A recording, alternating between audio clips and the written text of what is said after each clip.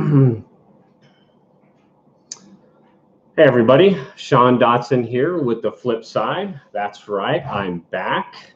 So I'm not using the Zoom. I'm just using the the direct live off of YouTube here. So I'm just going to see how this works and see how the chat function works here. So hopefully we get it going. If a couple of people are in already, if you want to post something, say hi or whatever, to make sure I got the chat working all right. So tonight, as always, this is the non-PC beer drinking, thrill of the chase talking show. So tonight I'm drinking Foster's lager in the big can, of course. So gonna pop that open. So, hey, journeyman, what's up, folks? Salutations to you, indulgence.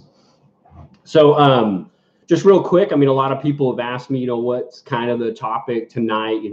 Fennsomnia never really kind of has any real direct topic. This is just kind of a show I put together for, those of you that are, kind of up late, you got Fenn on the brain and you're just looking for a place to kind of an intersection to talk about everything Fenn related.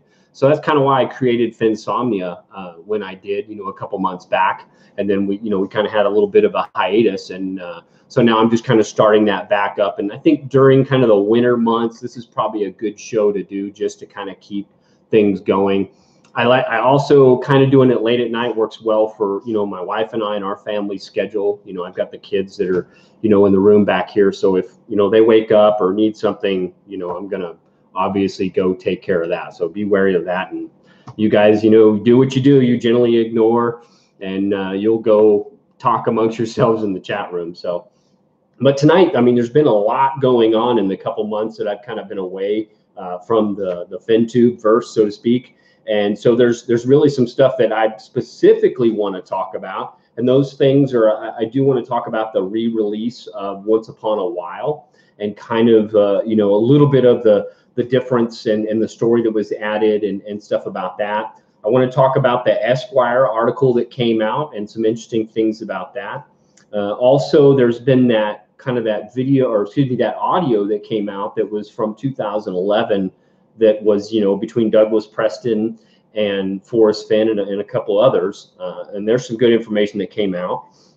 I want to talk about SB 195, the new scrapbook that came out. Obviously, I'll touch base a little bit on the toe in the water comment, but I also want to talk a little bit about, Minotaur Marino, our good friend Justin, was over on the Raven's Nest and Calzar's channel, where he talked a lot about the 500, 200 foot stuff. So we'll hit on those things. Those are some of the things that I really kind of want to hit on, but I'm also, going to do my best to pay attention to you guys in the chat room and hit on some of the hot topics that you guys want to talk about too. And if you have any questions. Again, guys, if you do have a question or something and it's directed specifically to me, you can put that @ sign, to the flip side. I know it's a long thing, and I'm thinking about actually shortening that up to just the flip side, and take off the whole Forrest Fenn thing off there, and just make it easier for everything. Cheers to everybody. So yeah, I'm just getting used to this whole with. Let me just check something out here real quick. Just make sure, is the audio okay and everything for you guys? Just want to make sure that's all good.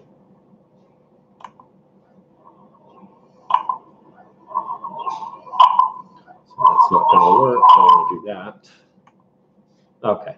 Hey, Joe Lewicki, how are you? So just saying hi to a few people. Paul Wood, Glenna Friedman, that's a new one I haven't seen. Lori James, David Dow, Aetherman, Maverick Searcher, Jim Ellison, Journeyman. So good to see you guys all in here. So hi. So let's get right to it, guys. Again, Fennsomnia is just, non-scripted. We're just going to chat it up and going to watch some of your reactions to some of the stuff I have to say. So kind of the first thing I really want to talk about is, Once Upon a While. Forrest Fenn did this, recent re-release of Once Upon a While, and he did add that 40th story, which we all know is the scrapbook 188, which is, about Dizzy Dean. Now, I want to go back really quick, and most of you have all watched the November 2nd Once Upon a While book signing, which, you know, Toby and Shelley had done on A Gypsy's Kiss. And in there, you know, Toby asked a really great question. He asked the question to Forrest. He said, you know, Forrest, how did you come up with the stories, or how did you choose the stories that you chose to put in the book? And Forrest kind of went into about, you know, he originally had 40 stories that he had chosen to put into that book, but he took one of those out. And he admits to that being the one that had talked about his writing style. Now that scrapbook, if my research and interpretation is correct of what he's saying, was scrapbook 179. And I'm going to pull that one up. And if you guys are familiar with, if you want to pull it up, you can look at it too. And I've just pulled it up here. I don't have any way of sharing my screen on this, so you obviously won't be able to see it. But Forrest Fenn had said something in here in the end of it, and he's going on about talking about his writing style and comparing it with, what's his name here? Let me scroll up here and see what the guy's name, William F. Buckley. That's right. He's comparing it, you know, his writing style with William F. Buckley. But he says something in here, and this is kind of the one things I want to highlight on there. He says, I am frequently criticized for where I put commas.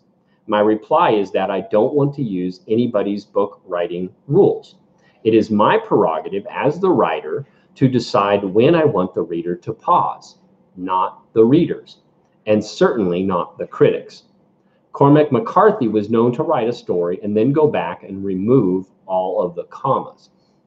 So now why I think this is interesting is that Scrapbook 180, obviously we all know, is this whole story about him meeting Dizzy Dean. But at the very end of it, he says, I just read through my story above about Dizzy Dean and removed all the commas. I feel so good that I may just go get myself another Dr. Pepper. Now, I find this interesting because, you know, there's been this whole debate about punctuation, you know, that is it important? Is it not important? You know, there was the one, you know, question or clarification that Capo had put out about, you know, is punctuation significant in solving the poem? And Forrest Fenn had said no, and kind of the same thing about the semicolon. So there was really this whole debate. Why must I go, you know, put out videos about grammar and punctuation? And a lot of people felt that that was, you know, what he was really hitting on. And my whole point about, you know, punctuation is that, you know, it's in the poem. It's there. You know, everything is intentional. It's on purpose. You know, again, you can't go back. You know, the moving hand writes and having read moves on. Again, that quote from Omar in the Thrill of the Chase book. So the punctuation is there. We cannot go back. We cannot remove it. It's purposeful. It is there for a reason.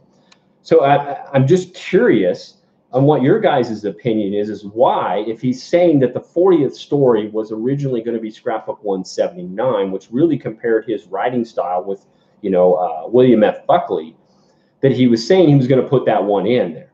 And now we get this re-release with the Dizzy Dean story. And then again, he's talking about commas and he removed them all. So is the point that we all think he's making with putting this story back in there, that is he poking fun of this whole punctuation thing, or is he trying to make a point? Of course, you know, candor, you know, requires I admit that my confirmation bias leads me to believe that, you know, he's saying that it is important. I believe it's important, but that's, again, just my tendency to interpret new information as confirmations of my pre-existing belief. That pre-existing belief being, you know, that, you know, grammar and punctuation together are important in potentially solving this thing. They're there in the poem. They're there purposely. Everything's there.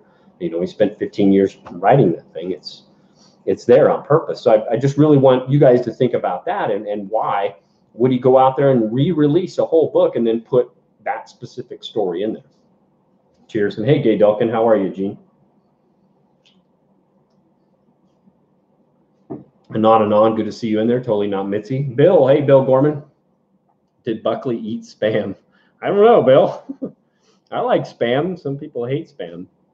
I was in Korea for a while, and boy, I can tell you the Koreans love Spam. I'm trying to catch if you guys got any questions or any comments on that. Thank you. Sounds like the audio sounds good. A bit echoey. That just might be the house. I was so sure. That's a new name I haven't seen. DAK, how are you? Sakar, what's up? Sakar, I haven't seen you put out any videos in a while. I mean, everybody's been pretty quiet, honestly. Hey, my wife's in here. Hey, babe. My wife, she is working tonight. I'm glad to see her in here. The kids are still asleep. They're calm right now. They are good. I went punk rock on you. How did I go punk rock on you, Zozo Rocks? Mr. Bryce. Hey, Mr. Bryce, how are you? Will, good to see you in here. So again, I just think it's, it's very curious. And, I had a short conversation with DeCall about, why he believes, that he did put an omega, and he put the single omega in there. And him and I kind of went back and forth on that.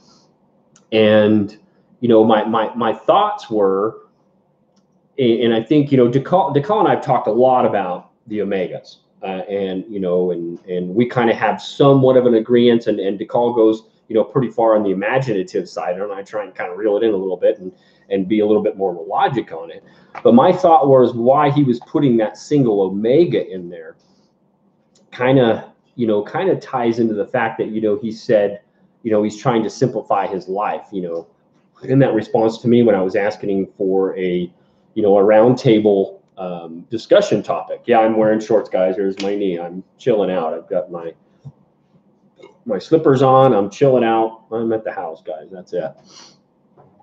But how did I get? Oh, okay. He said in that email response to me about the roundtable thing. Everybody's asking me for questions. Excuse me. I'm still a little sick, guys. And asking me for stuff at a time when I'm trying to simplify my life. And what does he really mean by simplifying his life? I mean, look, guys. We've got people that are breaking into his home and all kinds of stuff. So he might be really trying to pull back on this and pull the reins back a little bit. So could that single omega mean, he's done? This is pretty much the end of his involvement in this. That's kind of my interpretation of that, is that this is his last book he's putting out, or the last we're going to hear publicly from him. I don't know. Maybe. I hate to think that. But at the same time, if he's telling us, try and think of one good clue you can think of yourself, is he trying to tell us, quit asking me for shit all the time. You guys come up with your own stuff. I've given you everything you need. And in my opinion, Forrest, if you're watching this, it's time to shut the gates on Camelot there and take care of Guinevere, and you've given us everything we need, and you've said it time and time again, all the information that we need is in the poem, and, you're running out of words. So I think it, this just made that single omega could just mean, he's done. This is the end. We all hope that isn't the case, but really, I think we all ought to respect, if that is the case, respect that. And on, I saw on Reddit, someone made a good point about this scrapbook, take out commas, pulling out all the stops, maybe giving more hints to find the treasure. Yeah, I get it. Pull out of the commas. I did find a pretty interesting thread over on Chase Chat, and it was by a gentleman by the name of P. Connors, and this was back in 2016, early 2016. You can look this up. I think it's let me pull it up here really quick. It's called "Missing," and it's in quotation, comma after Warm Waters Halt. And whoever this P. Connors is, he talks about that there's no comma after the word halt and the conjunction and he goes into this, and I'll let you guys go read it. But, could this be a guy that was giving Forrest Fenn a hard time about, his misuse of commas or something?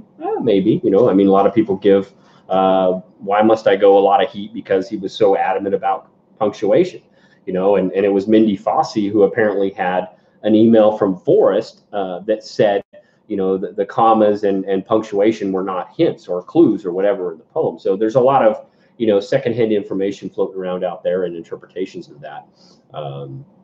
Again, I'm a poem purist. Everybody knows that. Again, I talk about stuff outside the poem, but I still have the belief and faith that the poem is all the information we need to find the treasure. But it doesn't mean I put blinders on and, and I sit in a dark room with a flashlight in the poem, and that's all I do. So I do pay attention to stuff, but, the foundation of David and I Solve is specifically, on the poem itself. So Cheers. Yeah, Australian for beer. I don't even know. Do they even brew it in Australia? I don't know. I mean, it's probably brewed here, and you know, I don't know where. I honestly don't know. I'm researching that. All my research time is spent on trying to figure out this damn poem. Anyway, so I'll move on from scrapbook, or excuse me, the Once Upon a While re-release, and I want to move on to this this Esquire article. And I think the big thing that came out of that was, you know, let me pull this one up here, and hopefully you guys got this stuff. You can kind of look it up. But I mean, what most people are talking about out of this, you know, other than, you know, Scott Conway, of course, is that it writes here in this one paragraph, he estimates that he receives about 100 emails a day from people asking for hints or telling him they're close, or even if they found it. He scans them for 2 or 3 keywords, which he says has happened 3 times. 3 people have said keywords. I never heard from them again, but they haven't found the treasure. So, you know, and that it really tripped up in my mind when he said that, you know, and a few different things really tripped up in my mind about this, is that he, you know, he's scanning for a few keywords. And of course, you know, everybody talks about keywords, you know, there's a keyword that unlocks the poem and does all this other stuff, you know, and everybody has their own ideas about what the keyword is, or they're the keeper of the key. And, you know, no different than people think they're the 500, 200 foot or the lead searcher. I mean, everybody thinks they know everything. But, and this is something I posted on the Facebook group, and those of you that are part of the Facebook group will know this.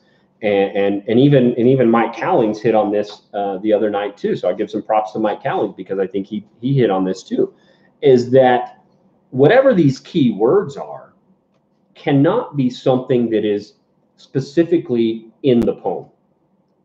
And what I mean by that is that it seems like every one of us, if we email Forrest, we're probably talking about, you know, specific keywords or words in the poem or something like that, or giving our interpretation of it and mentioning it. So that may not be the specific word he's looking for, because I mean, every one of those words probably pop up in every single email. But I think what those key words are could be specifically tailored towards a geographical location. Because what has he said most of the time is that, you know, people you know, some people have been within, or many people have been within 500 feet, but some people have been within 200 feet. And I know this because they tell me where they are.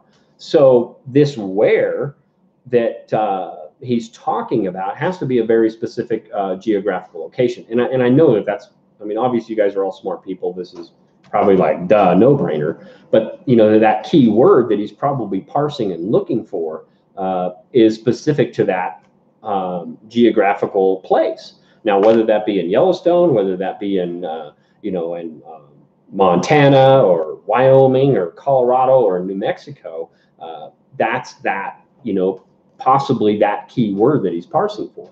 Now, other times that he's mentioned keywords are what? You know, he said, let's go back to Mysterious Writings. And this was like December, let me pull the date up here so I can get this right, and you guys can look it up on your own. This was December 23rd of 2016, so nearly 2 years ago. And this was what they called it was a featured Q&A, but it was titled Roundup for the Year. And Forrest Fenn said in this roundup, and this is just one of the little you know, paragraphs out of this. He says, many searchers told me the general area in which they are looking. I didn't read the long emails, but in most of the short ones, I look for keywords that would get my attention. Several did this year, and I hope my lack of an email response was not taken as a clue. Now, he says that word several. We all know what his interpretation of several is. More than 2, but not many, right? So that got me thinking again that, so in 2016, there were several times that, you know, he was parsing these short emails and he found these keywords. You know, again, this whole keywords. Again, he's admitting in this recent Esquire article that he does that. And he's telling this journalist that now, okay, we've got to trust that this journalist is actually using that dictaphone and going back and getting his words exactly. But it definitely, I'm losing my train of thought here, but it definitely makes you think, that in 2016, several emails, now those several emails, he's saying emails. Now that could be from one single person, that could be from several different people. We don't know because he's not really clarifying. So could it be just from one person or not? But in this recent Esquire article, he is saying that, he's had, a few times he's had people mention these key words. So is he talking about what just happened in 2016, or is he talking about everything that's happened from whatever time in 2016 that these people had mentioned these keywords all the way up to when that Esquire article was written? We don't know, because there's like, what, 20 some odd months in between, December of 2016 till when that Esquire article was written. So, Mike makes an interesting point where he says, if none of your solve or none of your emails and your solutions that you sent Forrest, are correct, because, he's never heard from these people again. I get what Mike is saying in that. I don't necessarily wholeheartedly agree with that, but I get where he's saying. I can understand that. But again, at least we know for sure in 2016, people or one or maybe several people did email him, and he did notice these keywords. Now, again, he's only looking at the short emails. Were some long emails that contained them? I don't know. Again, it's, we just have to guess. Sorry, guys, and I haven't seen if there's any questions in there. If anybody's in there. Oh, is David in here? Seen him in there. I tried calling him early, telling him I was going. David, are you in here? Say hi. Where are you, damn it?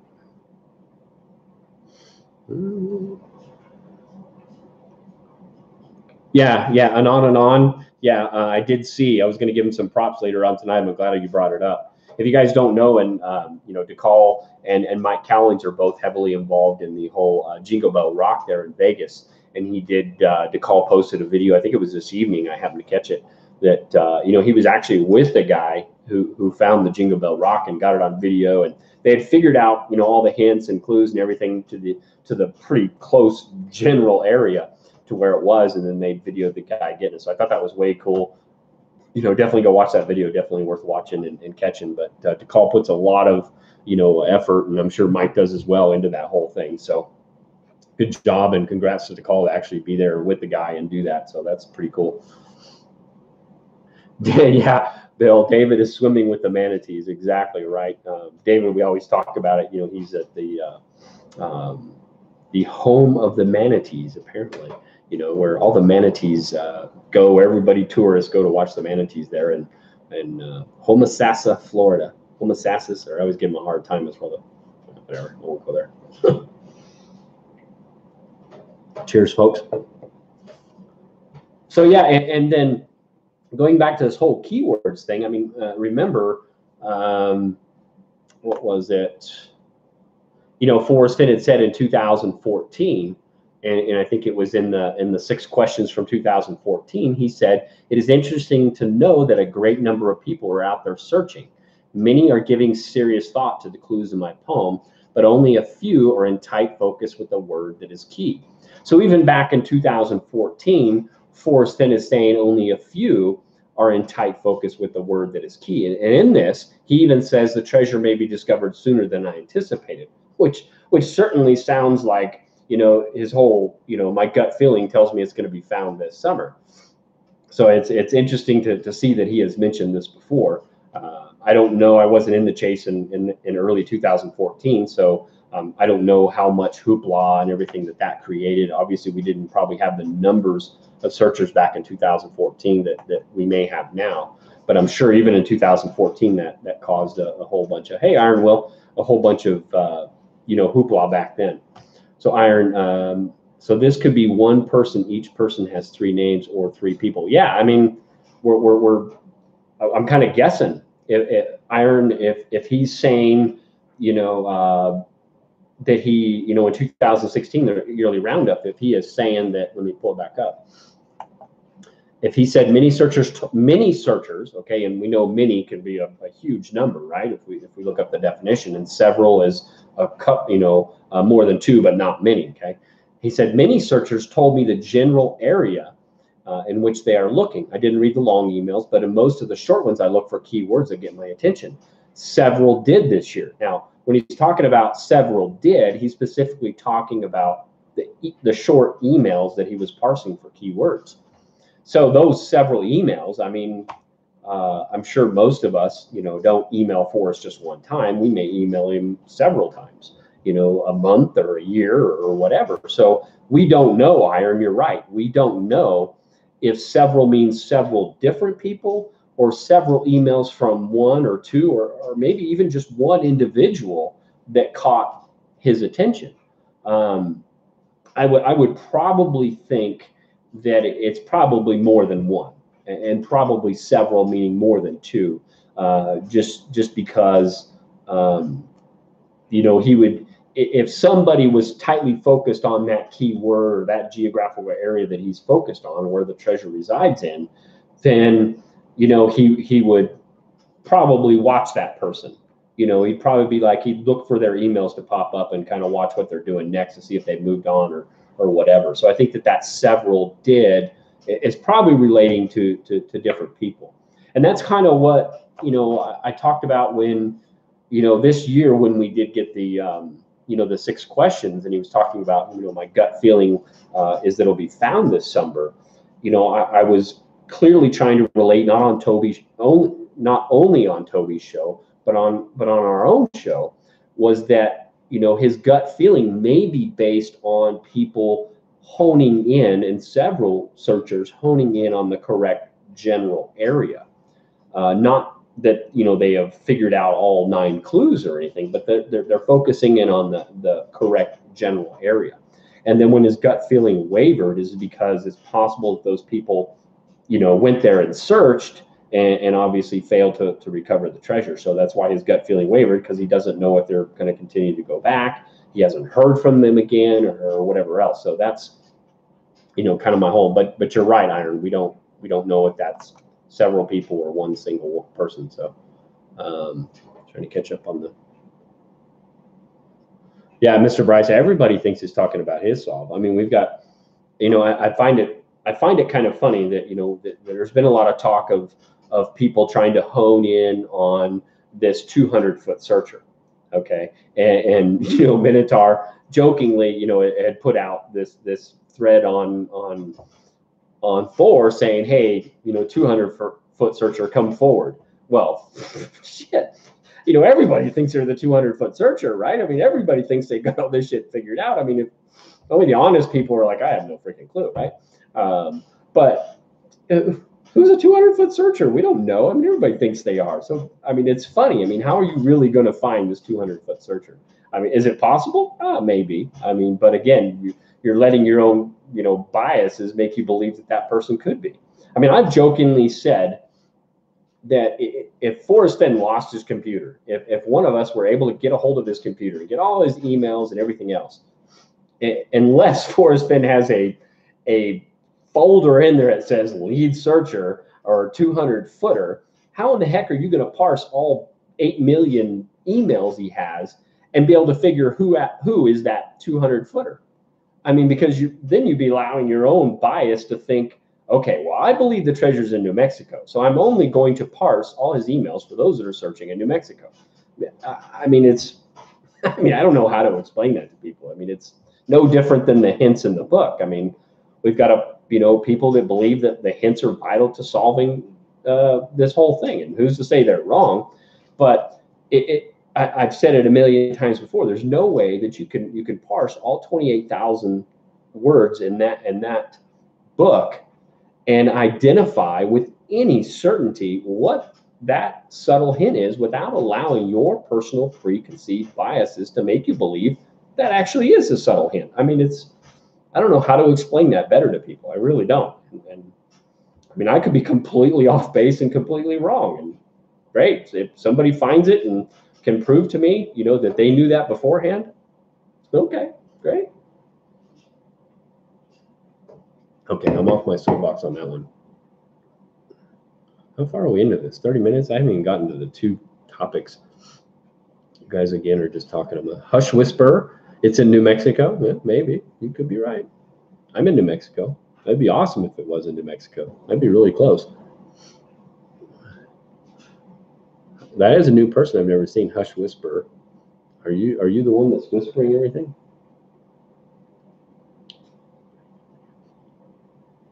Hush Whisper, you got some Fenn videos? Cool. I'll have to look you up, buddy. I like looking at different stuff. Mark Brown, how are you? Jay Santiago, hello. We Are the Generation. Haven't heard that one before either.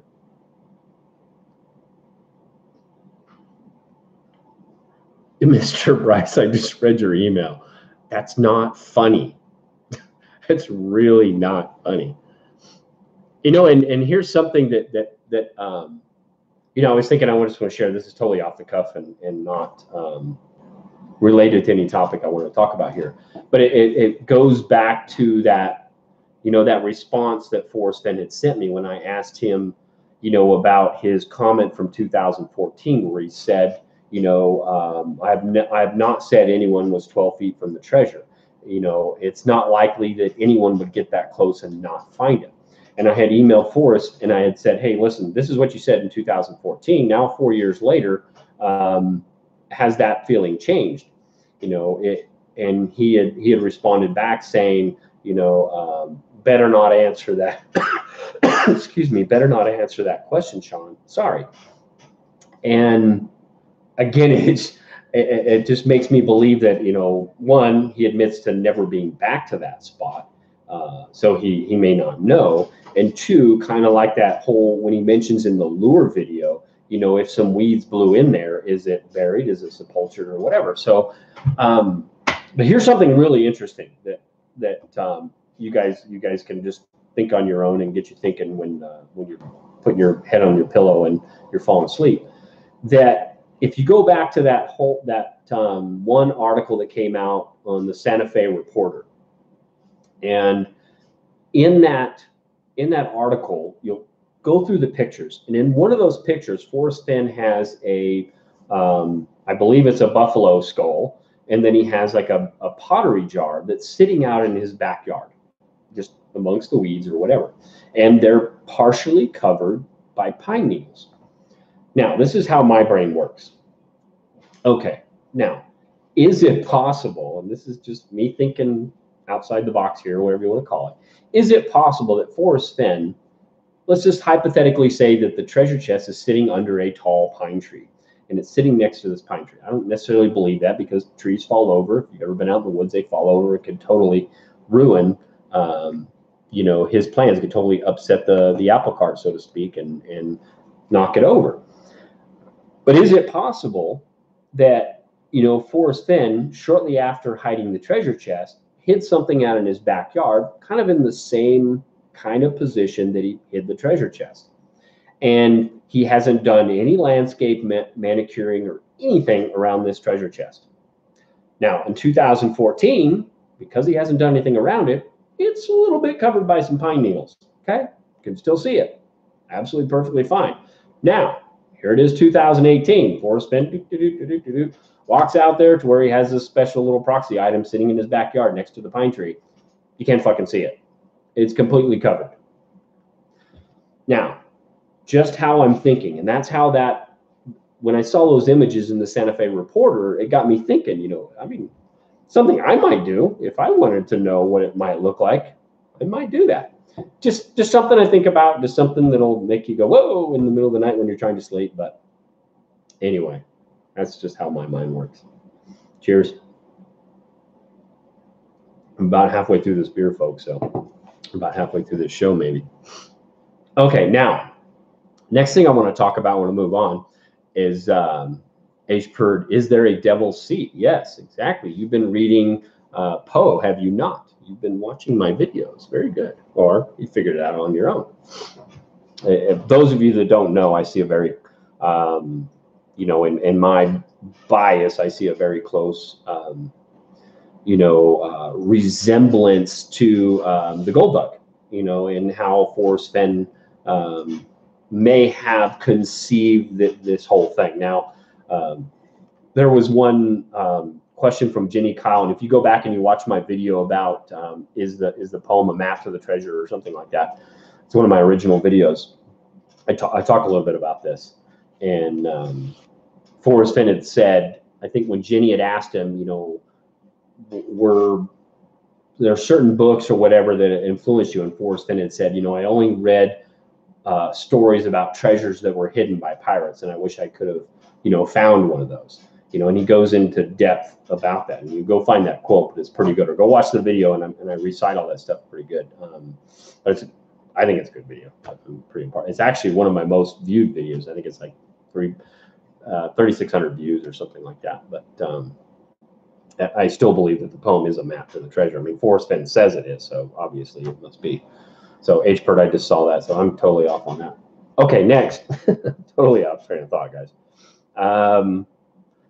Now I want to talk about this audio in 2011. This audio interview with Douglas Preston and Forrest Fenn. Now I don't know if some of you, I'm sure, if you guys are here at 10, 12, 8 o'clock at night watching this video, you guys are pretty dedicated. Okay, so I know that you have heard this, so I shouldn't have to go into it too depth.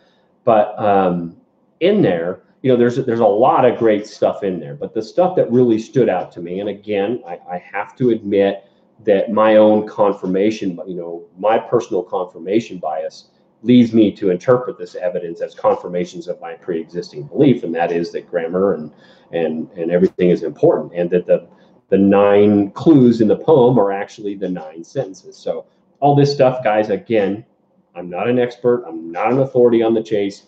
These are just my interpretations.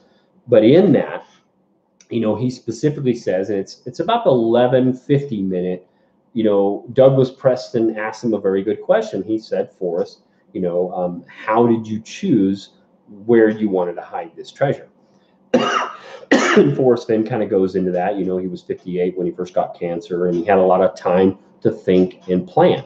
And he says, you know, and I'm going to paraphrase this, I'm not going to get it exact, but he says, you know, when most people read that poem, they look at it and they think that it's something that I did off, and then he trails off. He trails off and he goes on. And I think he meant to say off the cuff, you know. So most people, when they read that, they think that this is something he just did off the cuff, you know. And he says, you know, I worked on this poem for 15 years. But what he says in there, in that whole audio, that really stood out to me, and some of you guys will key off on this if you know me or you paid attention to me, is he said every word in that poem is crafted. You know, it's not just a sentence, it's a craft. Now, what stood out to me bigger than dog shit is the fact that he says it's not just a sentence. Now, okay, that may be a huge tell. It may be a slip. It may be he misspoke and he meant to say stanza, or he meant to say poem, or whatever else. But he specifically says sentence. Now, this is a poem. It's not in a sentence format. It is in a stanza format. Why would he say sentence? You know, it's not just a sentence. It's a craft. So it was huge to me. I mean, of course, all my, you know, my confirmation bias whistles started going off and everything else. And again, you know, confirmation bias is the tendency to interpret new evidence as confirmations of pre-existing beliefs. Everybody knows I'm a 9 sentences, 9 clues guy. So when he said sentences, I mean, that just, you know, blew my eardrums out. But why would he say that? You know, why would he say sentence? You know, and that just again makes me think it's not just a sentence. It's a craft. And every word in there is crafted. Again, guys, he spent 15 years on that. He said in the Moby Dickens video, you know, the words in that poem just look like simple words. But trust me, I worked on that poem for, you know, for whatever. I felt like an architect drawing that poem. You know, architecture tends to structure, blah, blah, blah, everything else. And I'm trying to catch your guys' conversation over here. Yeah, Lori James, you're right. There are sentences in poetry, but again, to me, you know, so I wrote a poem containing 9 clues that, if followed precisely, would lead to the end of my rainbow and the treasure. And he puts that colon there. Again, I think that's hinting, you know, again, I'm a grammar guy, blah, blah, blah, whatever else. So I look at that and I see sentence structure in there. You take it out of the poetic structure and you put it in there. Again, going back to the gold bug, Holly, you'll get it. You know, the instructions to find Captain Kidd's treasure was put in a cipher, and he had to decrypt it and take it out of that cipher. Again, I think Forrest Fenn chose, you know, the format, the stanza format in poetry to mask that which is critical to unraveling it, which is grammar and sentence structure and punctuation, everything else. We the Generation, did you have a question or something? I see you highlighted me there. Oh, okay. Well, hey, David, you changed it. You changed it up, and then you've got. Why did you change it to We the Generation? Who's are you using your son's YouTube, or what are you doing over there? But good to see you, David. Am I supposed to believe you're actually David Kramer? Or are you an imposter? Okay, so where was I at? Okay, now here's something really interesting. Let me play this. Let me see if it'll pull over my audio and see if you guys can hear it. Tell me if you can hear this or not. I'm going to play it. I'm going to turn my volume way up here. Yeah, it's amazing. Gold has a wonderful feel to it, but you know, this is this probably not. Treasure is, you know, so extraordinary. Can you hear it? So, how did you figure out then? I mean, without giving away, you know, the secrets, but how did you figure out where you were going to bear or hide it, and what, you know, how did you work all those details out? Well, I got sick in 1988, and I decided I was going to do it then, and it was. Well, I was 58 years old, and I hit the chest when I was either 79 or 80. I don't want to say exactly when it was, but that's a lot of years later. So I had 15, 18 years to plan and think about what I was going to do. And I wrote that poem. That poem it looks like it's just something I did every word in that poem is crafted. It's not just a sentence. It's a craft, and I took 15 years to write that poem. Now, I paused it just for a second. I'm glad you guys can hear it good. I don't know if the computer is loud enough for you guys to hear, but I'm glad you can. I'm glad that works out. So yeah, I mean, he says specifically, I had, you know, many years to plan and think. And isn't that what we need to do? Isn't that what Forrest Fenn has said? You know, the trick is to think and analyze. I mean, if a man created this by taking time to plan and think, and every word in there is deliberate and it is crafted, then we should be deliberate in our attempts to decrypt every deliberate and crafted word in there. You know, but most of us, it seems like we're trying to think way outside the box, and we're overcomplicating it. I mean, hasn't Forrest Fenn told us that we need to simplify? You know, try to simplify if you can. Yet we've got, you know, we've got people out there that are coming up with ideas about try the wheel. We've got, you know, people that are, you know, making connections with the, you know, the single omega as being, you know, the Apollo missions and moons and stars, and they got all this complicated stuff. And I'm sorry, this whole try the wheel and this complicated moon and star stuff doesn't ring true to this whole, you know, point of Forrest Fenn saying that when the solve is revealed, we're all going to sit there and go, well, why didn't I think of that? You know, I'm sorry, the omegas and the moons and stars, or this try the wheel and these ciphers and everything else, does not ring true to something being simple as to think, why didn't I think of that? Right? I mean, the whole thing of why didn't I think of that is like, oh my God, it was that freaking simple. I mean, isn't it like when you see some new invention on TV or something like that, and you're like, holy shit, they just took the pen and made it 5 times better. That's so simple. Why didn't I think of that? I mean, it's ringing true to something being so simple. And I'm sorry, all these crazy, you know, ideas about, I mean, in my opinion, about codes and ciphers and GPS grids out of, you know, numbers in the pages of the book and all that. This is like, holy shit, I can't keep up with that. But words, you know, that the average redneck from Texas can figure out. You know, it's not what you don't know that gets in trouble. It's what you think you know for sure that just isn't so. Again, it rings true to just something being simple that we think we know, but we really don't. Oh shit, I'm totally off my soapbox now. Now there was something. Now that this is what I'm going to show you guys here, I think is huge. So stop typing. You know, listen. So hear me all and listen good.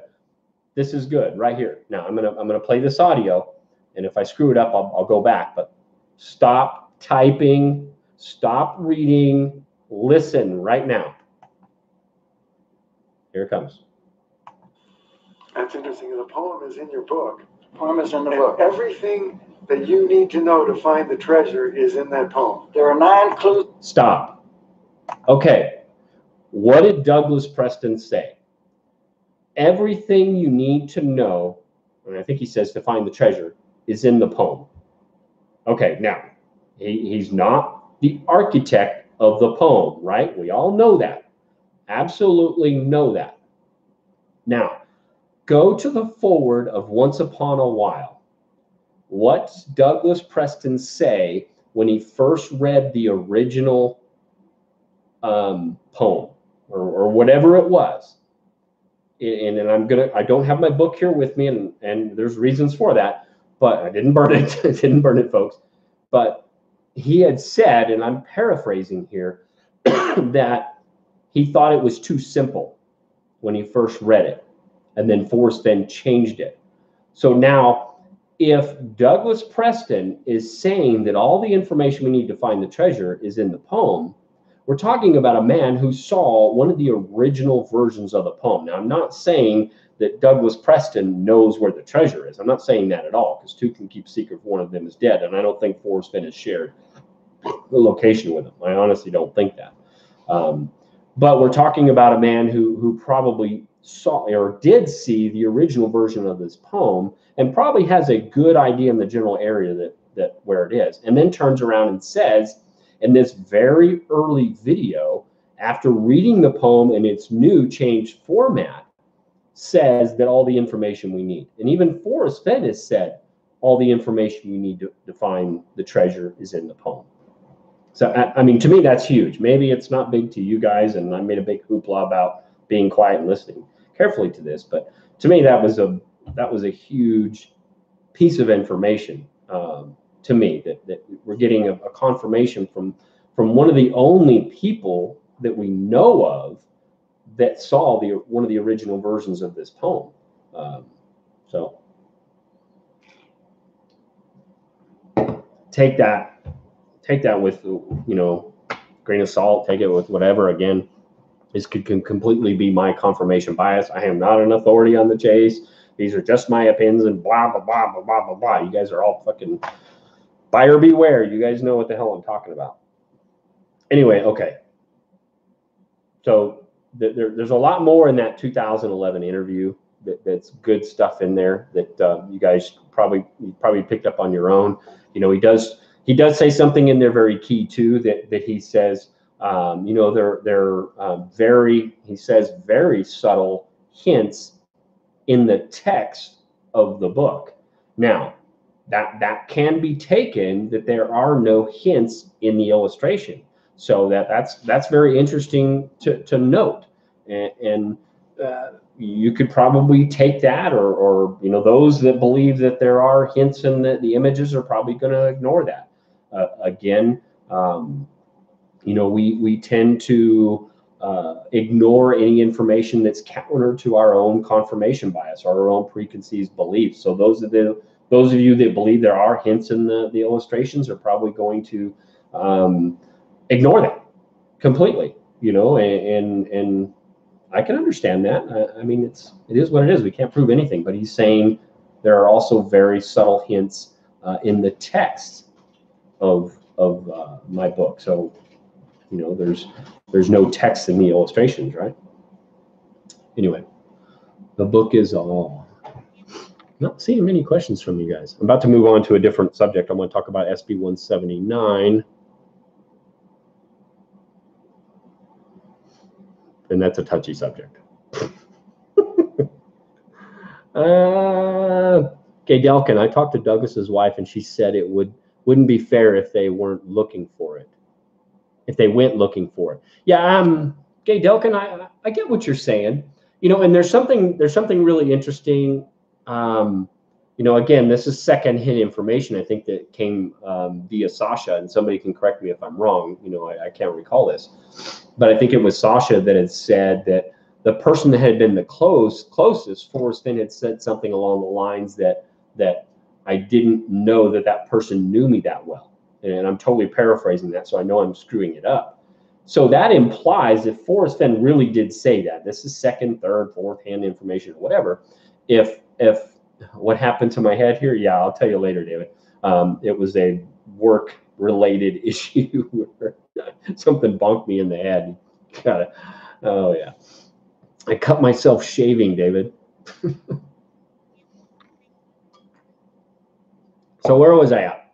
If Forrest Fenn was saying that the person that got the closest or whatever, or one of these people that got the closest said, and Forrest Fenn had said, I didn't know that person knew me that well, that implies that this is someone that is probably close to Forrest, that Forrest is either friends with. And I kind of think that might be Mark, you know, the goldsmith, you know, and y'all, if you've been around the chase, know who the hell I'm talking about. I can't remember his last name, but it could be him. It could be Douglas. It could be, you know, one of his friends has gone out looking. But Gay Delkin, Eugene, I think you're right. I think that, you know, Douglas and his wife are probably still love this thrill of the chase. They're good friends of his. Even if they were, you know, to figure out all 9 clues and walk directly to the treasure chest and find it, there is absolutely no way Douglas Preston is going to walk away with that thing. No way. Absolutely not. The man has that much integrity. The man is not going to jeopardize, you know, Forrest Fenn's legacy. I mean, look at how close they are. Look at the fact that, you know, Douglas even admits the generosity of Forrest Fenn by telling him, you know, I hope you win an Oscar. I hope you make $1 million on this whole book deal or movie deal with the Thrill of the Chase and the Codex. So I mean, there's just that much integrity with the man, and that he's never going to spoil that. And the same thing with Shiloh. The same thing with, you know, all his family. They're not going to do that. As much as they'd probably like to see this thing in, I just don't think they're ever going to do it. They'd love to match wits. Again, it's the Thrill of the Chase and not the Corey. They'd love to match wits with their own grandfather or father or uncle or whatever else, but they're never going to ruin that legacy, in my opinion. That's just my opinion, but I just don't think that they would do that. Mrs. Dodson has a rolling pin. Yeah, she's going to beat me up. What is she talking about? What did I miss? Uh-oh, I'm in trouble. She's supposed to be at work. What is she saying? I didn't see what she said. Why is she got a rolling pin after me? What's going on here? Has rolling. She doesn't need a rolling pin. She would just kick my ass without it.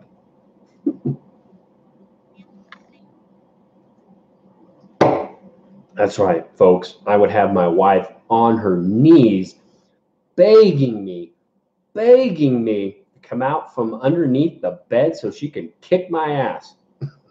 And she would. Little joke. You guys are chatty. It's good. Okay, so we've talked about the UA. You always say UA. Re-released, the Esquire article, the 2011 interview. SB 195. Okay, so we've had this new scrapbook, you know, 195, where we talk about this whole baby, it's cold outside, and Forrest Fenn, you know, talking about this movement, which we all believe is probably this whole Me Too movement. And I was joking over at Harry's that it's, oh God, I'm going to get on my political soapbox here, folks, so please don't get offended. And I'm just going to make this really quick. But yeah, I mean, we give people an inch and they think they're a ruler, right? Isn't that what Forrest Fenn said in the, you know, the Totem Cafe Caper? that Frosty was given an inch and he thought he was a ruler, right? So we give people an inch and they think they're a ruler. You give somebody a rope and they think they're a cowboy. You know, you give people a political voice and they think that they can do, you know, just about anything. So because it's normally taken to be a Christmas song, and two, it sounds like it's some man, you know, trying to proposition a woman. We look at it as this whole rape thing, and then it goes into this whole Me Too movement. It's like hilarious. I mean, not hilarious. It's just, it's frustrating. Like, it just gets me so mad. But I mean, I think there's another thing here. There's an underlying thing that I don't want to get into, that I think Forrest Fenn is hinting at towards a certain searcher. And I'm going to bite my tongue, and I really don't want to get into that. But I think those that are in the know and pay attention probably may know what I'm talking about. And that's probably all I should say about that. I'm not going to kick over any more hornet's nests. And the whole thing has kind of subsided. Into fat tigers. Bill, what are you talking about? And Holly, you want me to drink more and unbite my tongue? Well, send me another beer. But no, I'm drinking this one. I've got kids in the other room, and not going to do that. Foster's is for wimps. Maybe I'm kind of wimpy tonight. I don't know. But I like it. It's good beer. I mean, I think when I first joined the military, and I was when I went to advanced individual training, I was stationed in Fort Huachuca, Arizona, which I don't know if most of you don't know. It's in the southeastern Arizona. But I was 18, and on base, being a military guy, you could drink beer. And this is what I drank. And it was many a night. And the next day at PT, I was not feeling so good. But it just brings back memories. That's my military story. But Scrapbook 195, I think he's kind of poking at a little bit there at somebody. Okay, let's talk about the toe in the water deal really quick. I'm gonna dip on that. No pun intended. I'm gonna dip on that one really quick. This whole toe in the water deal.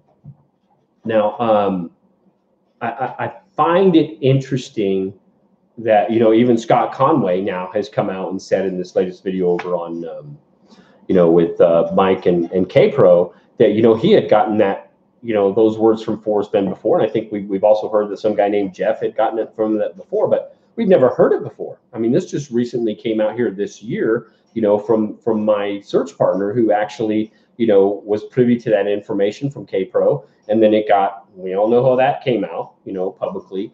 Won't go into that. But, you know, they must have really thought it was some kind of hint or something, because it wasn't really, you know, automatically shared publicly. But it's kind of funny to me, because I think that this whole thing relates to, I don't know if many of you recall that Forrest Fenn, I think in the Moby Dickens interview and somewhere, and this is the one, that 58-minute one from 2013, November, October 2013, whatever, he says that he had somebody call him one time and said, "Forrest Fenn, I've got your treasure. It's sitting right here on my lap." You know, and then Forrest Fenn says, "Well, sir, I just want to ask you, did the hot water affect the patina on the treasure chest?" And the guy hung up really quick. And Forrest Fenn laughs, because he's like, "No, this guy's going to go, you know, looking at all the, you know, the hot springs, you know, in the Rocky Mountains."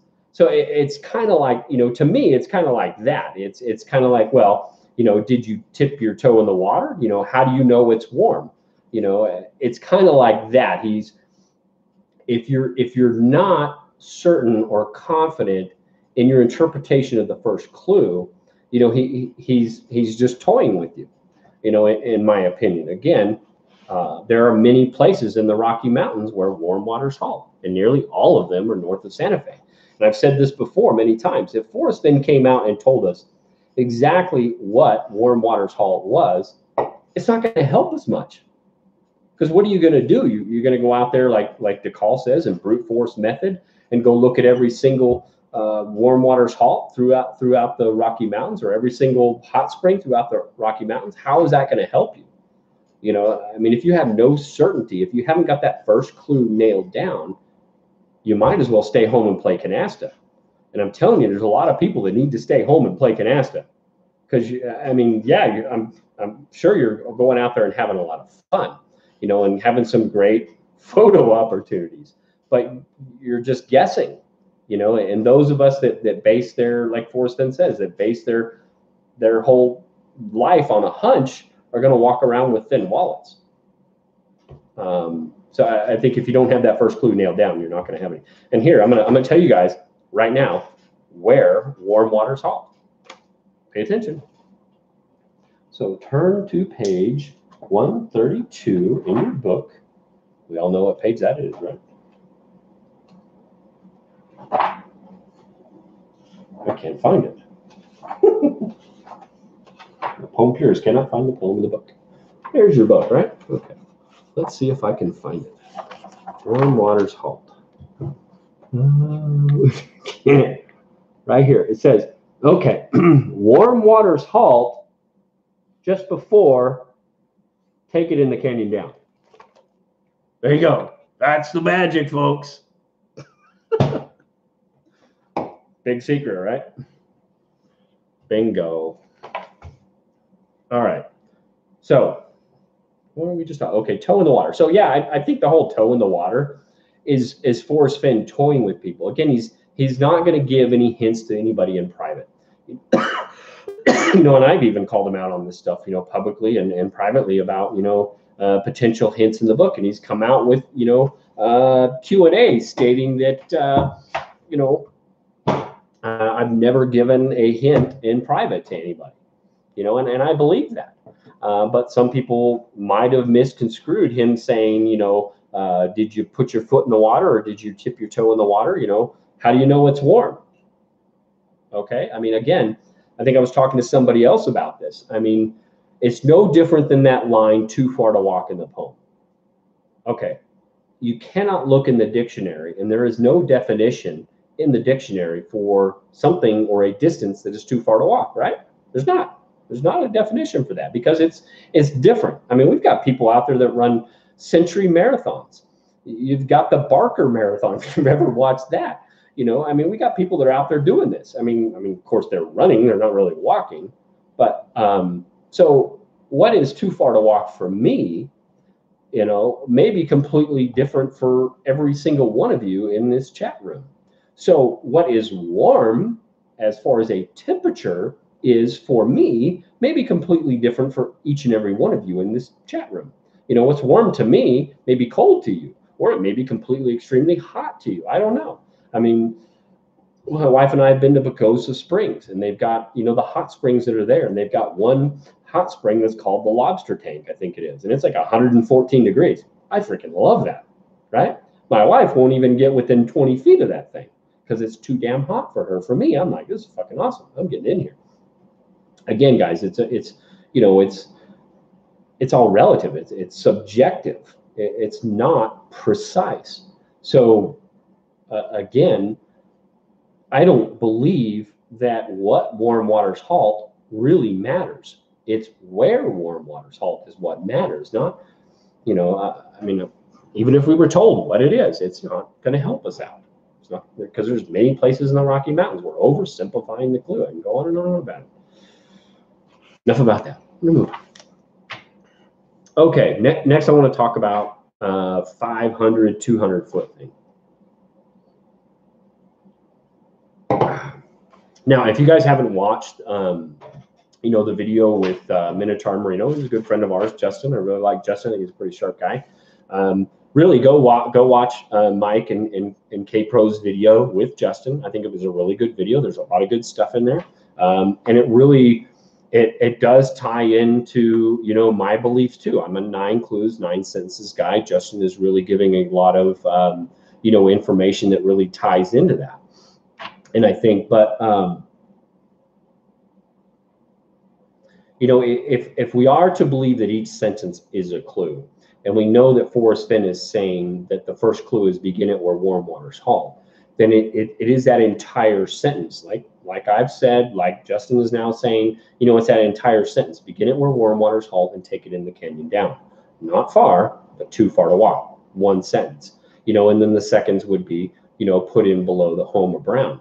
Now, I think that, where is that one? I got to go back over here and find it. But there was one, you know, interesting quote that they did mention. I think that was like number 6 or something in there, and I don't have it. I got to find I got all these kind of notes in this book. If anybody had this book, it would be, yeah, you want to find the 500 footer. We're going to look at this book. When the heck was that? It was like 4/23 that I wrote that. Excuse me, guys. I'm trying to find it here. Going back to April. I was thinking, where'd it go? I guess it was back further. Okay. No. 4/13 is when I wrote this, and this is where I quoted, and it was in a video from back in 2014. It says, there have been a few people within 500 feet. There have been people within a couple hundred feet. They figure out the first 2 clues, but they don't get the 3rd and 4th, and they go right on past the treasure chest. Okay, so there's people that figure out the first 2 clues, and like you said, they've gone right on past the treasure chest because they don't figure out the 3rd and the 4th. So if we're thinking that the first people that figure out the first 2 clues get within 500 feet, but those, and then they move on, but those that figure out, or potentially, like I said, some may have figured out the first 4 clues, but I'm not certain. If we're thinking these people that have got within 200 feet, then there's obviously a shift or a change between the 3rd and the 4th clue. You know, and that's, I think, is what's kind of important that we may be overlooking, is that there's some kind of change, you know, in that, you know, getting from, you know, 500 feet to 200 feet that happens at clue 3. You know, and if you're a 9 sentences, 9 clues guy, or if you subscribe to that theory, what happens at the potential clue 3? Clue 3 would be, from there it's no place for the meek. The end is ever drawing nigh. There'll be no paddle up your creek, just heavy lows and water high. So what is separating the 500-foot people and the 200-foot people? Is it that place that is no place for the meek? Okay, so why are these people being meek that are not, you know, potentially making it to the 200-foot? You know, is it simply because those people that arrive, you know, the many people that arrive within 500 feet have no confirmation or have no certainty that they're in the correct general area and move on? You know, they're just like, oh, this doesn't seem special to me. This doesn't seem like a place that Forrest Fenn would like to throw his body on top of a treasure chest. Okay, again, you're force-fitting your interpretation of what is special, you know, into this thing. But those that did get potentially to the 3rd and 4th clue did something to do that. Did they have more certainty? I don't know. Well, Forrest Fenn's not even certain, right? He's not certain because he says they may have solved the first 4 clues, but I'm not certain. Why is Forrest Fenn not certain? If you're looking at clues 3 and 4, part of that is if you've been wise and found the blaze.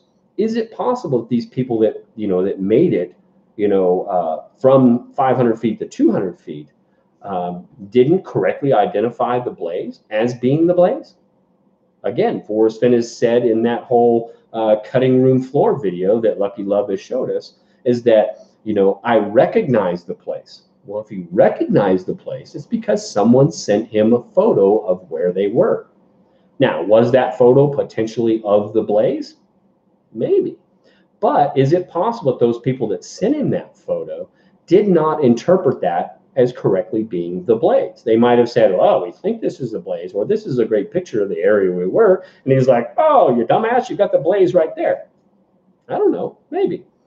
But it's just something to think about. And I think that's a great video, probably one of the best that K-Pro and Calazars have put together with Justin. I mean, it's Justin's information that he put together, but it was well put together and everything else. And I think Mike picked up a lot of that stuff. I don't know if K-Pro really picked up on it. I think she's, you know, she's more set on, you know, the clues being individual lines than she is about, you know, potentially being the sentences. And that's fine. I mean, who's to say she's wrong, or in the 9 sentences, 9 clues are right? But it's a good video. I think it's well balanced. They did a good job with it, and definitely go watch it for sure. I'm going to go watch back here and read some of your stuff. Give me 1 sec, guys.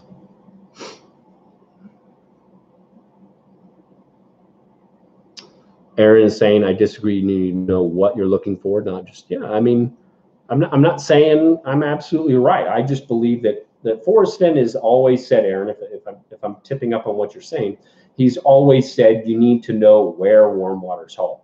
You got to figure out the correct starting point. He's never ever said you need to figure out what warm water's halt is. It's always where. You got to figure out the starting point. He's never said you have to figure out what warm water's halt is. So there's this debate about, you know, a lot of people believe that you got to know what warm water's halt is in order to know where it is. But if Forrest Fenn says there's many of them in the Rocky Mountains, it's not going to help you out much. Even if you've got the correct one, if you've got the correct interpretation, if it is a hot spring, who knows? You know, there's many of them, you know, and the definition of many, I mean, look it up. It's a plethora. You know, could be a bazillion. I mean, we just don't know. But we're looking for that specific one. And to me, that is the where, not the what. I can't prove that. Again, I'm not an expert. I'm not an authority on the chase. These are just my opinions.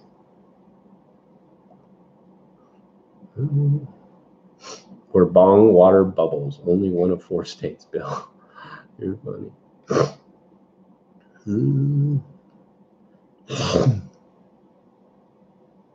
No place for the meek, home of the brave. Yep. Yeah, again, he says, something you said tips me off, Davio. You know, this is something I hit up on that I never really picked up on in the Moby Dickens video. And if you go back and when he reads the poem, you know, at the very end of it, he says, well, I view that as a challenge. Well, what is he viewing as a challenge? You know, he's reading the poem to us. The whole poem doesn't come off as a challenge. You know, but to me, that very last line of the poem may come, or, you know, the very last sentence of the poem may come off as a challenge. So he says, so hear me all and listen good. Your effort will be worth the cold. Okay, that's 1 sentence. Okay, so the very last sentence, the very last line of that poem is, you know, if you are brave and in the wood, I give you title to the gold. Now, when, you know, we're going into grammar and everything else here, when you start a sentence with, you know, the word if, and I can't remember what's a preposition or whatever it is, when you start it with the word if, it automatically makes that clause a conditional clause. Said condition, if you are brave and in the wood, said result, I give you title to the gold. Is that what he's saying is the challenge? And the challenge is that we must be brave and in the wood. Then he will then give us the, you know, the title to the gold. So what is it we must brave? What is the action that we must do to be brave? Is it simply just getting off our ass and getting out in the woods? Maybe. Is it something else? Maybe. It's very interesting. Again, you know, we did a video, David DeCall and I, called the structure of the poem. And this really kind of ties into what Minotaur was talking about. But we did talk about, and I've been very open about this, that I believe that the meat and potatoes, the directions of the clues, you know, reside specifically within stanzas 2, 3, and 4. And that stanzas 1, 5, and 6, while still clues, are not clues that get us physically closer. So I lost my train of thought here. Where was I going with that? Boy, I totally lost my train of thought. Hold on, let me get that back. So again, it's the structure of the poem. And if you look at all the tense natures of everything outside of stanzas 2, 3, and 4, you know, it's as I have gone. So why is it I must go? So hear me all and listen good. All those, you know, revolve around stuff that is past tense. Again, he has said, you know, to answer some questions and save others from being asked. I did follow the clues in the poem when I hid the treasure, but I hid the treasure before the poem was complete or completed.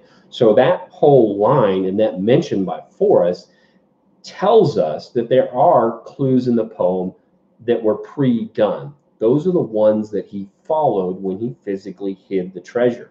I believe those are stanzas 2, 3, and 4. And then there are some clues that he wrote afterwards. You know, I did follow the clues in the poem and I hid the treasure, but I hid the treasure before the poem was complete. Tells you that some clues, if we are to believe all 9 sentences are the 9 clues, then some of those sentences, some of those clues were written afterwards. And I think that that last line, if you are brave and in the wood, I give you title to the gold, is a clue that is telling us that there is something we must brave in order to get title to the gold. And that may be that specific challenge. Just my opinion. Again, guys, doesn't make it right. But am I dazzling you with bullshit, Bill? Okay, cool.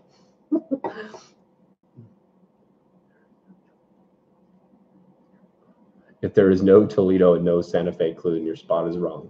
Again, it's information outside of the poem, and it's all subject to our own biases.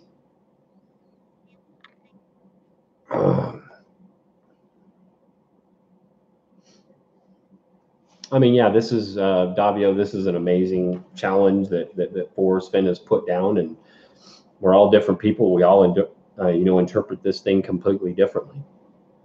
You know, and again, guys, this is a game of wits, and in a game of wits, there's no gender bias.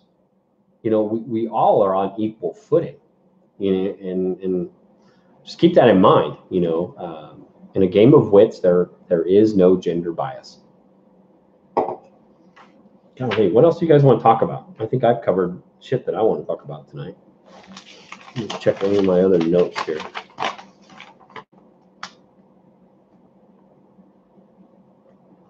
Again, one of the key things I said here is when he said in that one video that came out in January of this year, you know, when asked, you know, is there you know, a final clue you want to give us, and he said, yeah, you know, try to simplify if you can.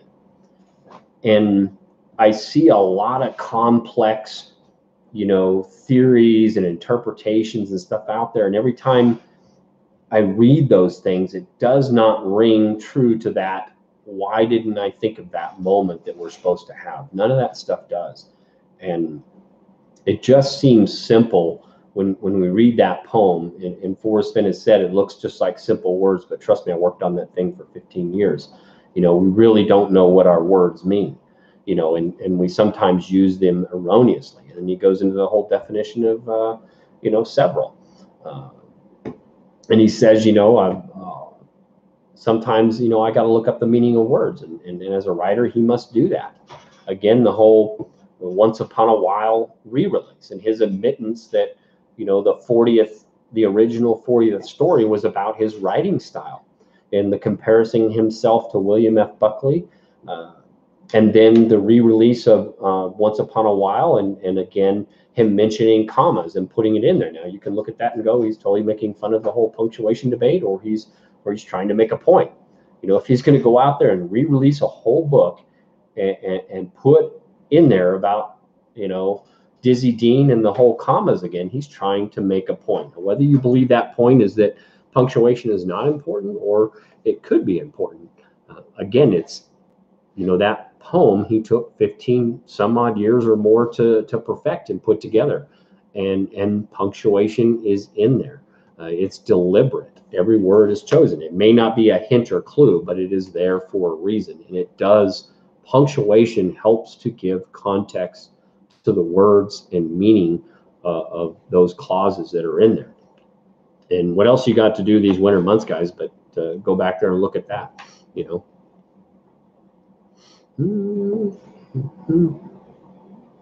Got a good group of people in here hanging out tonight with no real notice other than on Facebook and telling you guys.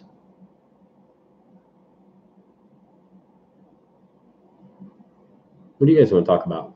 We got a few more minutes. I got a few more sips of this beer left.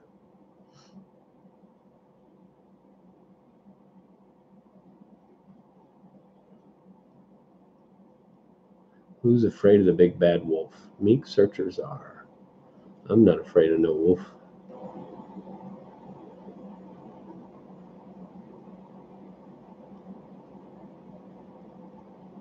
Hush Whisper, if you can't line up the Santa Fe clue and the Toledo clue, you have nothing. And I have nothing.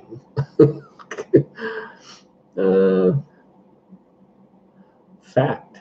What I said is fact. Yep. Okay, Zozo. What'd you say? Let's find out what you said here. What'd you say, Zozo?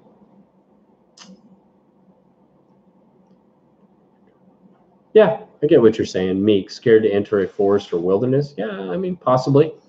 But meek can also, I mean, maybe these people had no certainty.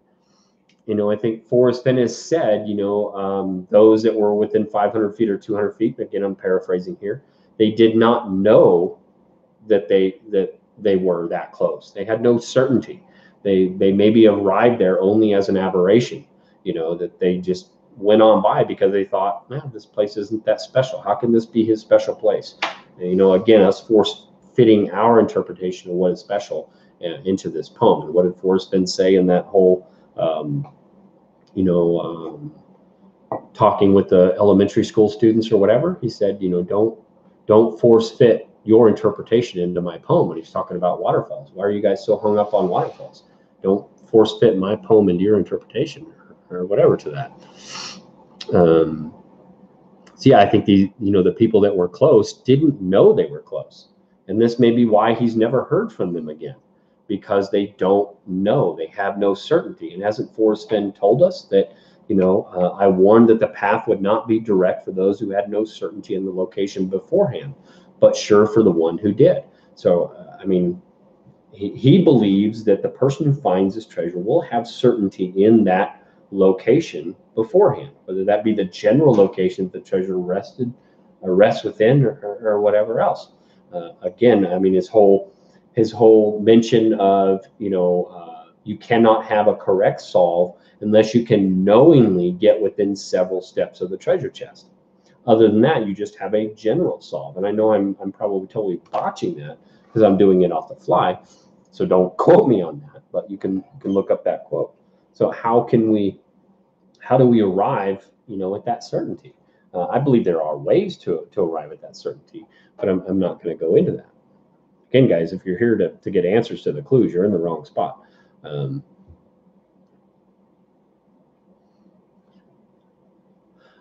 Jay, Minnesota, Sean, will you be okay if in the end, when it's found, that you personally wouldn't have found it without the book? Again, okay, Jay, Minnesota, you bring up an interesting point. You know, when this is eventually found, whoever does find it, if this person comes forward, you know, they can say whatever.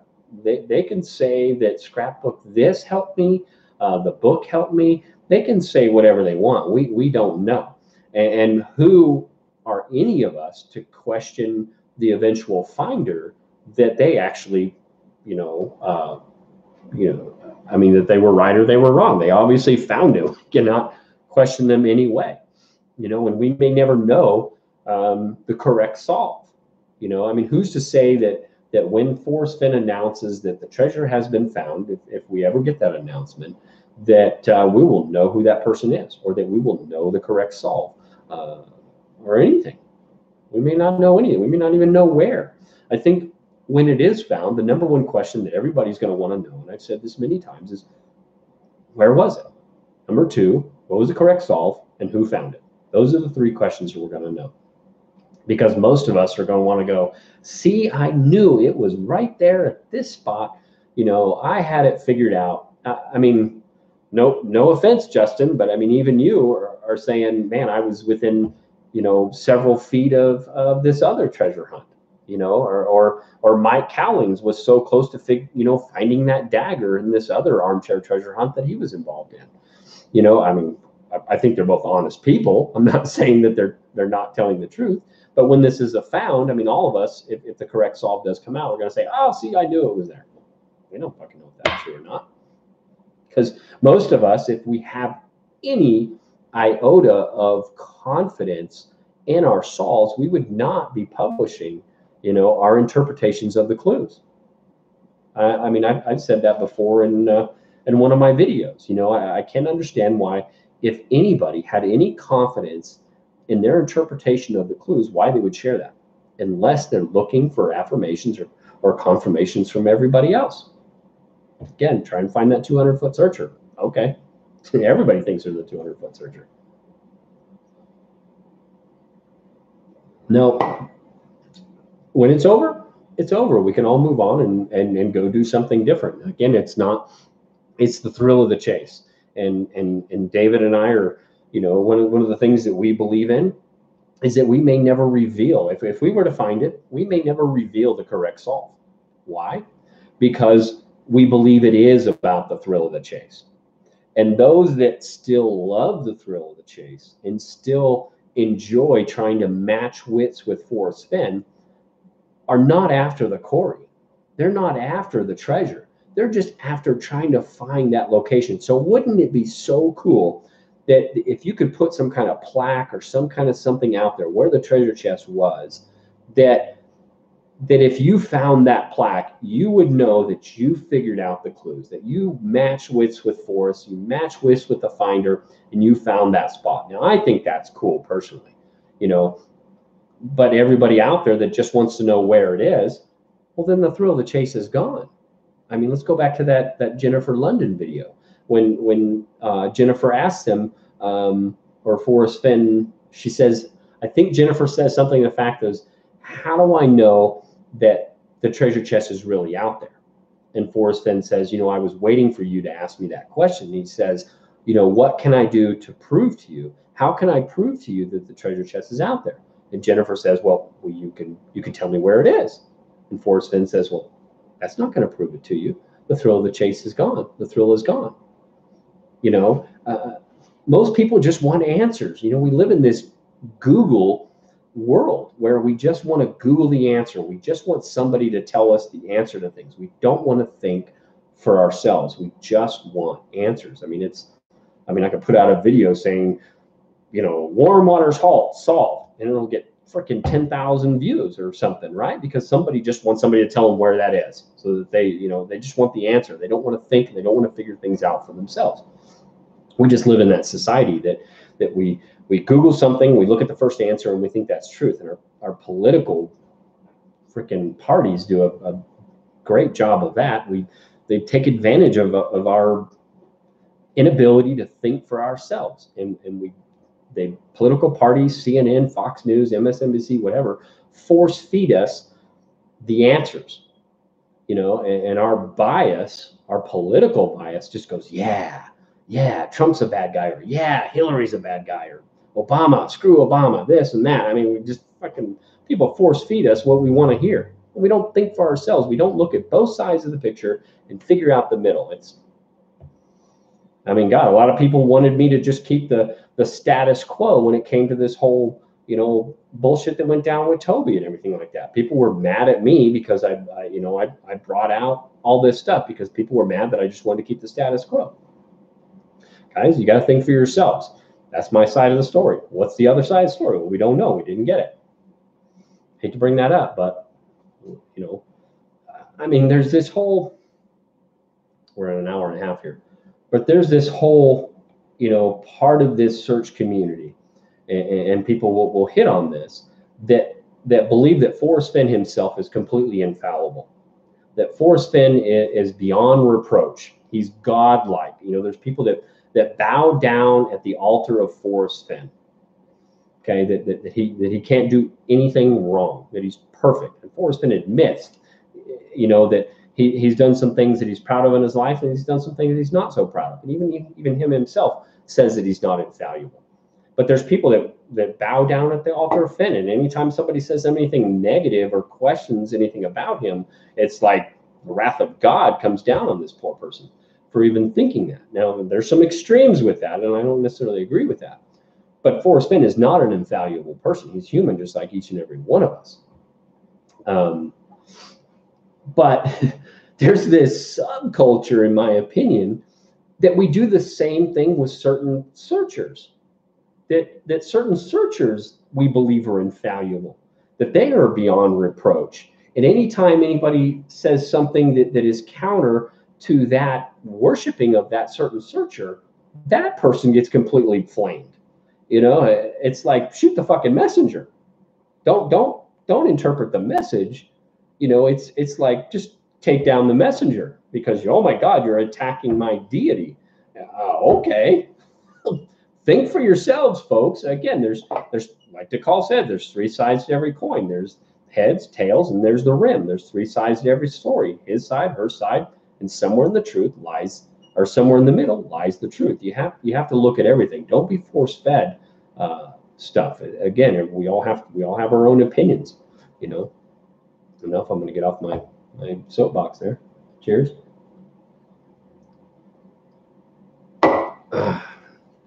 So we've had a good time talking about some stuff tonight. One thing I had here in mention was you know, the whole, you know, anybody didn't see it, you know, Chaser's Gone Wild. We've got Cynthia Meacham posing naked at, you know, Yellowstone somewhere. Holy cow, you know, I could see Forrest Fenn, you know, emailing somebody right now, you know, the treasure chest is more than 300 miles west of Holy Toledo, right? But good on Cynthia. I mean, it's her 65th birthday. She can do what she wants. Awesome. Good for her. You know, whatever. But Chaser's Gone Wild. Who knows?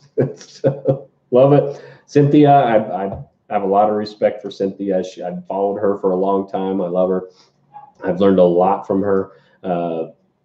And great for her. I'm happy for her. I don't think we should be trying to say that the chase is compromising women, because Cynthia put a nude photo out there. Okay, I think that's probably a big FU from Cynthia to some of those people saying that. But good for her, love her, go for it. Okay, let me check the chat room here before we jump out of here for tonight.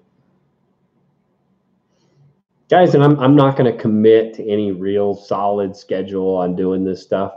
You know, maybe when we do Fennsomnia, we'll kind of wrap it up and we'll, you know, an update on what's kind of been going on in the chase, kind of like we're doing tonight, just bullshitting, having a good time. That's what it's all about, right? Having fun. You know, some of that fun was taken away here recently, but, you know, we'll get back to that.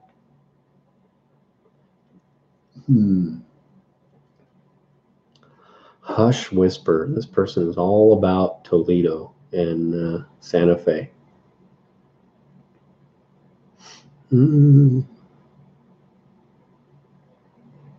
What are you? Toledo must be in the right. Must be to the right of your soul and to the. What? I don't know what you're talking about. You know, Hush. Okay. You're pretty chatty, but okay. Hush, let's put some videos out. Let's get some of your stuff. Let's talk about it. Cool. I love listening to people's stuff. Good looking honky. You can't handle the truth. Son, we live in a world that has walls. Those walls have to be guarded by men with guns. Who's going to do it? You, Lieutenant Weinberg. I have a greater responsibility than you could possibly fathom. You weep for Santiago and you curse the Marines. You have that luxury. You have the luxury of not knowing. Blah, blah, blah, blah, blah. I could go on and on with that whole quote. I love it. But you can't handle the truth. Sean, what do you make of Smarter Every Day, the backwards bicycle? Yeah, I know that goes back to thinking outside the box, right? That whole one that he said, 2017, you know, him talking about a lot of people thinking outside the box as if the solution, you know, resides out there somewhere. I think Mike Kellings went back into that about the whole backwards bicycle and that retraining our brain. I think it does talk about adjustment, you know, that we think one way and it's really hard to sometimes get away from that. I mean, it was, if you go back to my Evolution of a Poem Purist video, and I hate trying to promote my own videos, but I talk a little bit about this, that it was very difficult for me, you know, when I first got into this chase, you know, I felt I was behind. You know, there's people that have been in this, and I got in, you know, May of, I think late April or May of 2015. And there were people that have been in this for 4 or 5 years at that point in time. And I was like, holy shit, you know, these guys are, I thought, were way smarter than me. You know, they're way ahead of me. They got this stuff figured out. And here it was all laid out that Madison Junction had to be where World Waters Halt. So I ran with the herd, so to speak. And And I went with that, and I had my traditional, run up to the stone, so to speak. And when I came back from there, and I had an epiphany it was centered around, those questions with Steve R. and Phil Bayman about, could you figure out the correct starting point if you knew just the two clues, somewhere in the mountains north of Santa Fe and begin at where warm waters halt. And Forrest Fenn had said no to both of those, saying, you needed more ingredients and you're oversimplifying the clues. That was the epiphany for me, and that was the adjustment. That was me retraining my mind to stop looking outside the box when all the information I needed was in the poem. And that it was possible that it was just simply the 166 words.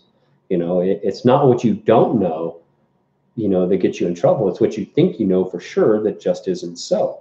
We really think we know what our words mean, but not all of us do, but most of us really don't.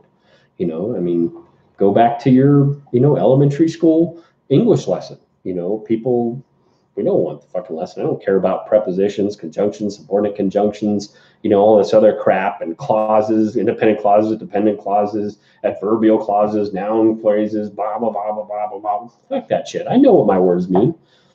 You don't. I didn't. I really didn't. And when I started just paying attention to the poem, I learned a lot. Doesn't mean it's right. I could be fucking wronger than dog shit, and a lot of people think I am. Okay. Oh my God, he's a poem purist. Sacrifice him. Okay. Oh shit. I'll leave Hush alone. Hush, hush.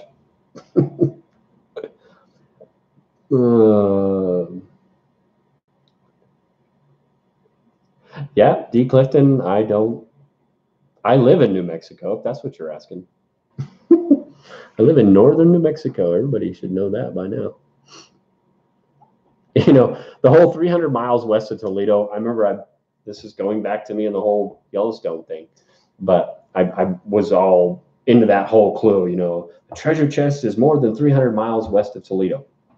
So I went out, found Toledo, Ohio on Google Maps, and I did 300 miles west, and guess what I found?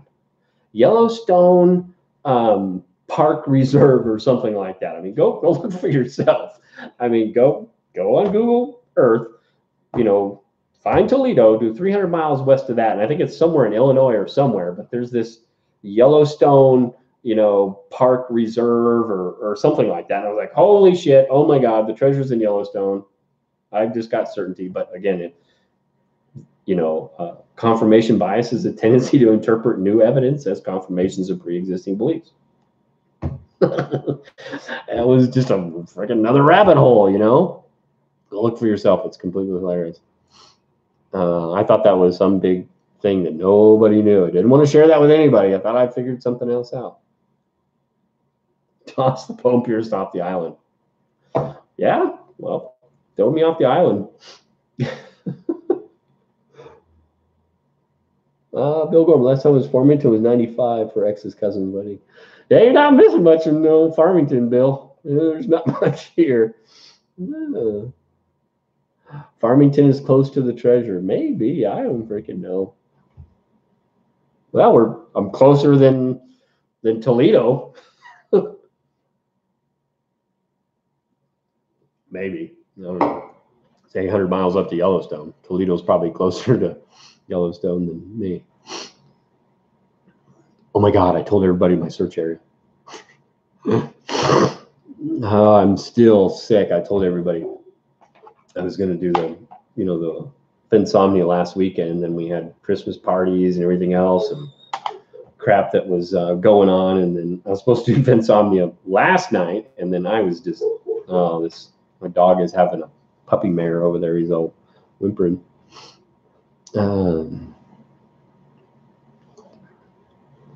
7%ers are the brightest in the other YouTube circles you run in, Mitzi. Yeah.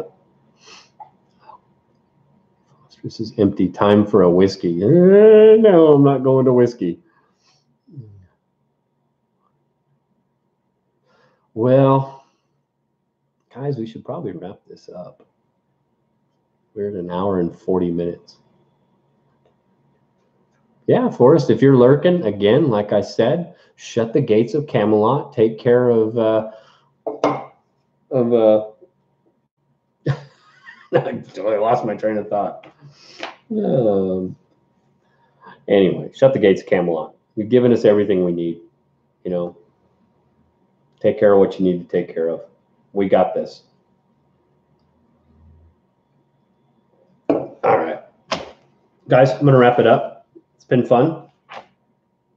So, guys, I don't really care about number of subscribers.